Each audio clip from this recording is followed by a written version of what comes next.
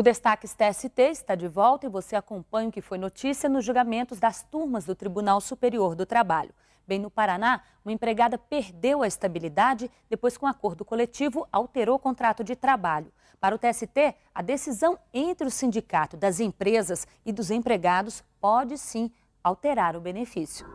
O acordo coletivo de trabalho previsto na CLT é feito entre o sindicato da categoria e a empresa. O documento estabelece regras para a relação de trabalho e propõe alternativas para questões como reajuste de salário, hora extra, jornada e outros benefícios. E foi um acordo coletivo que pôs fim à estabilidade no trabalho que antes era garantida por uma empresa de telecomunicações do Paraná. Uma funcionária dispensada recorreu à Justiça do Trabalho pedindo a reintegração ao emprego. Ela alegou que o benefício já estava incorporado ao contrato de trabalho. Por unanimidade, a terceira turma do TST negou o pedido de reintegração. A relatora do caso, ministra Rosa Maria Weber, ressaltou que a jurisprudência do tribunal prevê a revogação de benefícios desde que não seja por decisão exclusiva da empresa, o que não se aplica nos casos de acordo coletivo. Agora, o processo deve retornar ao Tribunal Regional do Trabalho Paranaense para que seja decidido se a empregada tem direito à indenização. E ainda falando em acordo coletivo, as empresas podem diminuir o percentual do adicional de periculosidade do trabalhador se o tempo de exposição ao risco também for menor. Esse é o entendimento dos ministros da quinta turma do TST. Por lei, todo trabalhador que fica exposto a risco diariamente tem direito ao adicional de periculosidade. É o caso de quem fica em contato com eletricidade, materiais inflamáveis e explosivos. Na lei, o valor do adicional de periculosidade corresponde a 30% do salário do empregado. E isso independe do tempo de exposição ao risco, e sim da frequência, que deve ser diária.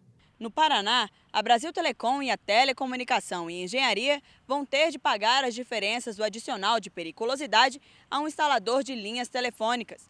Ele teve o benefício reduzido de 30% para 4,29%, mas o tempo de exposição ao risco continuou o mesmo. No TST, o ministro Emanuel Pereira afirmou que não se pode diminuir o percentual de periculosidade se não houve a redução proporcional do risco. Para ele, o trabalhador mantém contato habitual com cabos e o risco de morte estava presente. A sétima turma do TST manda reintegrar um ex-empregado da Fundação Televisão e Rádio Cultura do Amazonas. Ele foi dispensado depois que a empresa foi estatizada. A reintegração ao trabalho acontece quando se devolve ao empregado o vínculo que foi tirado pelo abuso de poder da empresa. Este advogado cita algumas situações de reintegração. A reintegração ela é normalmente prevista para o caso de gestantes. Na legislação esparsa, outra estabilidade conhecida é do acidentado no trabalho, né, em que ele também cabe a reintegração.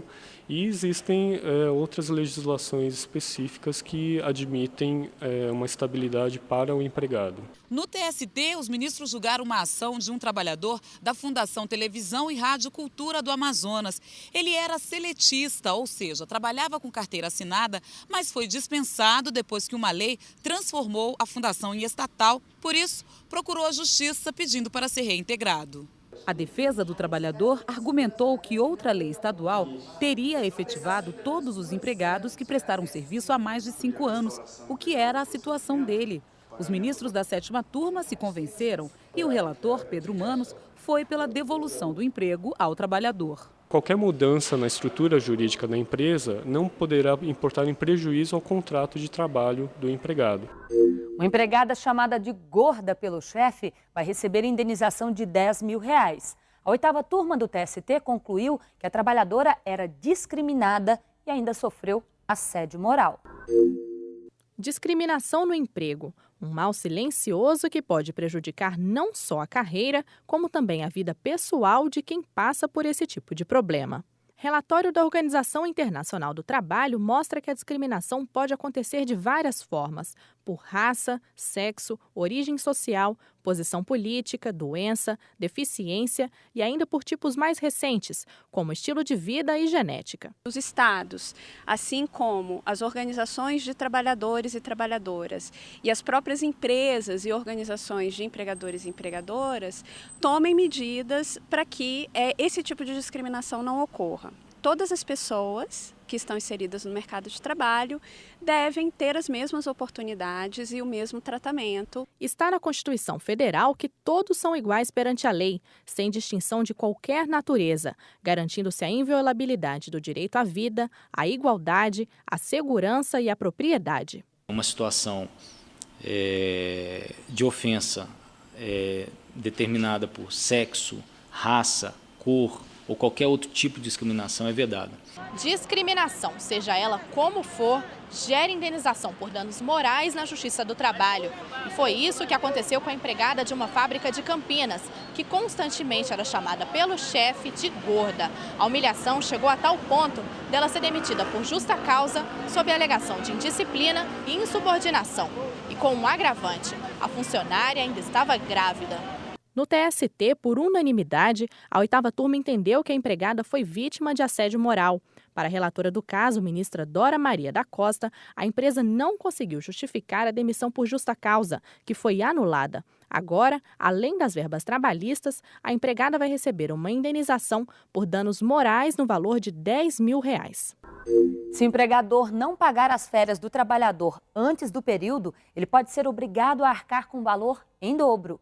Foi o que decidiu a 7ª turma do Tribunal Superior do Trabalho. Férias, direito assegurado em lei a partir de 1 ano de trabalho. O período é esperado com ansiedade por muita gente. A série é muito boa, dá para descansar, descansa a mente, até que a gente fica mais calmo. A gente pensa mais nos projetos pessoais e para descansar, dormir bastante, repor. É um dever do empregador cumprir à risca não só o período das férias, como também o prazo de pagamento. Em Santa Catarina, 2 trabalhadoras enfrentaram este problema. O município de Braço do Norte só pagou o valor do benefício depois que elas voltaram das férias. E a lei é clara.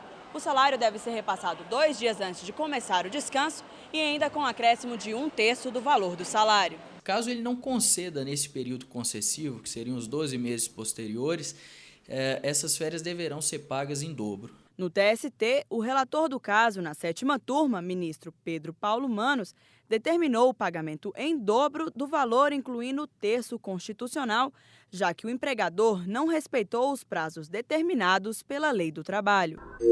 Fazer propaganda no uniforme do empregado e sem o consentimento dele configura enriquecimento indevido. Esse é o entendimento da 3ª turma do TST, que condenou a Ricardo Eletro a pagar R$5 mil de indenização a um trabalhador. E você entende por quê agora na matéria especial do Destaques TST dessa semana.